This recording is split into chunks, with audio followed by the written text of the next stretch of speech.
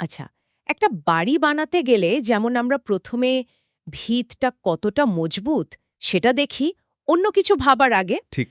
তেমনি ভারী electrical machine যেগুলো বেশ কাঁপে মানে ভাইব্রেট করে চলার সময়, সেগুলোকে ঠিকঠাক বসাতেও তো একটা শক্তপোক্ত ভিত বা ফাউন্ডেশন লাগে, তাই না? একদম তাই।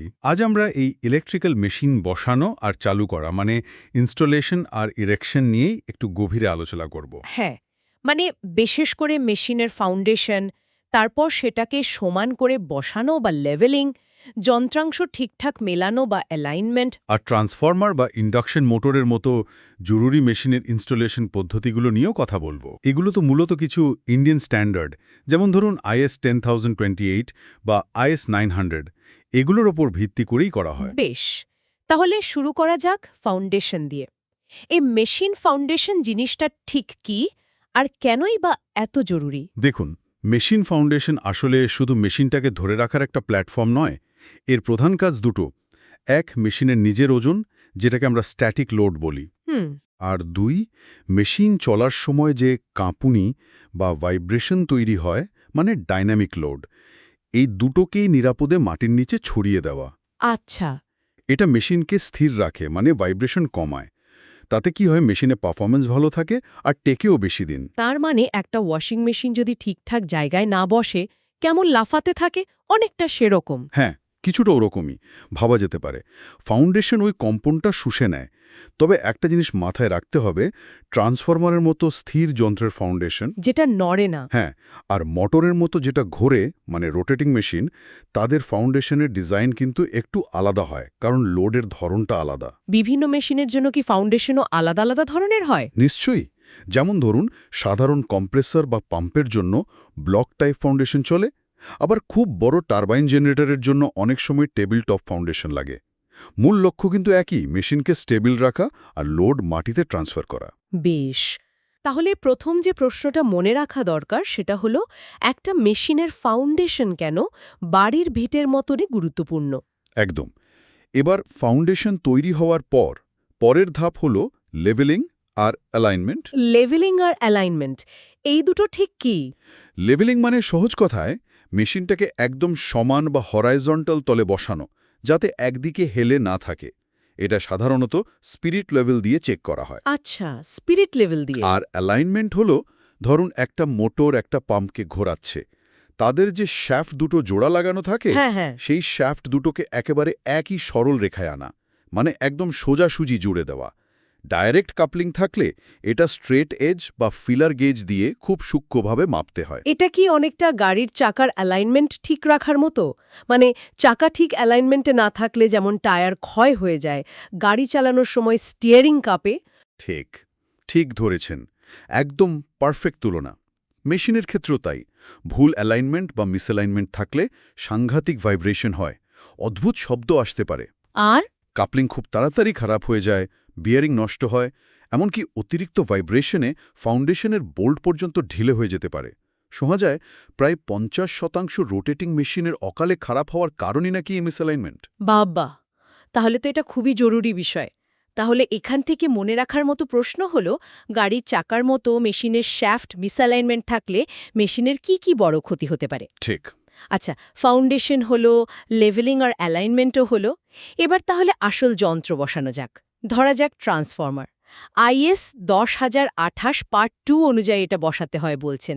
কি কি খেয়াল রাখতে হবে এখানে? প্রথম আর সবচেয়ে জরুরি কথা হলো, এই কাজটা সবসময় একজন অভিজ্ঞ আর সার্টিফাইড ইলেকট্রিশিয়ান বা টেকনিশিয়ানের করা উচিত। নিজেরা করতে যাওয়া একদমই ঠিক নয়। অবশ্যই। ট্রান্সফরমার খুব ভারী জিনিস, তাই খুব সাবধানে নাড়াচাড়া করতে হবে। কোনোরকম ঝাঁকুনি বা ধাক্কা যাতে না লাগে।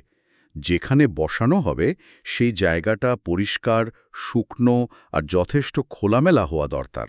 আর বসানোর আগে কিছু চেক করার আছে? হ্যাঁ, দেখতে হবে আনার সময় কোনো ড্যামেজ হয়েছে কিনা, বিশেষ করে বুশিংগুলো, মানে যার মাধ্যমে বাইরের লাইনের কানেকশন হয়, সেগুলোতে কোনো ফাটল বা ক্র্যাক আছে কিনা। কেবেলের মুখগুলো ভালো করে সিল করতে হবে, যাতে জল বা ময়লা ঢুকে না যায়। কেবেলের কানেকশন নিয়ে কিছু বলার আছে? ভোল্টেজ অনুযায়ী সঠিক কেবল ব্যবহার করতে হবে। মিডিয়াম ভোল্টেজে হয়তো বেয়ার কন্ডাক্টর বা সাধারণ কেবল চলে, কিন্তু হাই ভোল্টেজের জন্য ভালো ইনসুলেটেড কেবল মাস্ট। আর দেখতে হবে কেবলগুলো যেন বেশি তাপ বা জলের কাছাকাছি না থাকে। তেল দেওয়া ট্রান্সফরমারে তো আগুন লাগার একটা ভয় থাকে, সেটার জন্য কি ব্যবস্থা? খুব ভালো পয়েন্ট। অয়েল ফিল্ড ট্রান্সফরমারকে সবসময় অন্যান্য জিনিসপত্র থেকে একটা নির্দিষ্ট নিরাপদ দূরত্বে রাখতে হয়। দরকার পড়লে আগুন রোধী দেওয়াল বা ফায়ার ব্যারিয়ার দিতে হয়। আর অবশ্যই ঠিকঠাক আর্থিং করতেই হবে। আরেকটা জিনিস বলছিলেন ট্রান্সফরমার শুকানো বা ড্রাইং, সেটা কেন দরকার? দরকার হয় কারণ ট্রান্সফরমার যদি অনেক দিন ধরে ব্যবহার না হয়ে পড়ে থাকে বা ধরুন বর্ষাকালে আনা হয়েছে, তখন ওর ভেতরের ইনসুলেশনে জলীয় বাষ্প বা ময়েশ্চার জমতে পারে। তাতে কি হয়? তাতে ইনসুলেশন রেজিস্ট্যান্স কমে যায়, যেটা খুব বিপজ্জনক। তাই ইনস্টল করার আগে বা চালু করার আগে ওটাকে ভালো করে শুকিয়ে নিতে হয়। কিভাবে শুকানো হয়? দুটো প্রধান পদ্ধতি আছে। একটা হলো ইন্টারনাল হিটিং, মানে ওর ওয়াইন্ডিংয়ের মধ্যে দিয়ে নিয়ন্ত্রিত কারেন্ট পাঠিয়ে গরম করা, অনেকটা শর্ট সার্কিট টেস্টের মতো করে। আরেকটা হলো এক্সটার্নাল হিটিং, বাইরে থেকে গরম হাওয়া দিয়ে শুকানো। আচ্ছা, তাপমাত্রার কোনো ব্যাপার আছে? হ্যাঁ, এটাই সবচেয়ে গুরুত্বপূর্ণ। শুকানোর সময়ে তাপমাত্রা কোনো মতেই 90 ডিগ্রি সেলসিয়াসের বেশি ওঠা চলবে না। বেশি গরমে ইনসুলেশন নিজেই খারাপ হয়ে যেতে পারে। তাই থার্মোমিটার দিয়ে সব সময় তাপমাত্রা নজরে রাখতে হয়। বেশ, বোঝা গেল।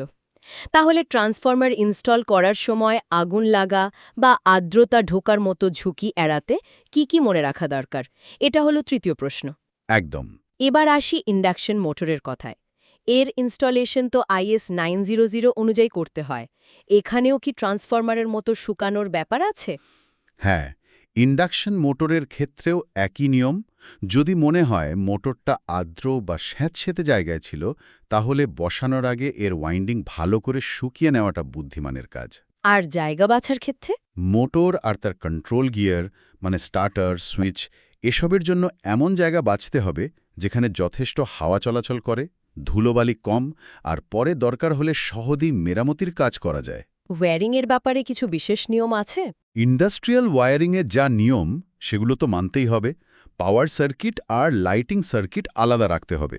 মোটর চালানোর জন্য সঠিক সাইজের কন্ডুইট পাইপ ব্যবহার করা উচিত, সেটা রিজিড হোক বা ফ্লেক্সিবল। আর কন্ট্রোলের জন্য?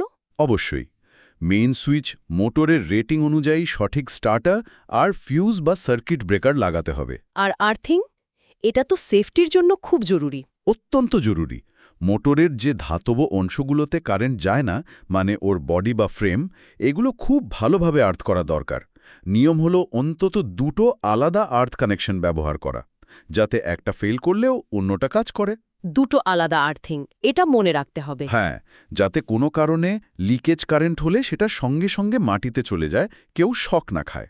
আর সব ইনস্টলেশন হয়ে যাওয়ার পর কিছু টেস্ট করে, মানে কমিশনিং করে, তবেই মোটর চালু করা উচিত। তাহলে ইন্ডাকশন মোটর বসানোর সময় ওয়্যারিং আর আর্থিং নিয়ে কোন দুটো মূল বিষয় অবশ্যই মনে রাখতে হবে, এটা আমাদের চতুর্থ প্রশ্ন। ঠিক।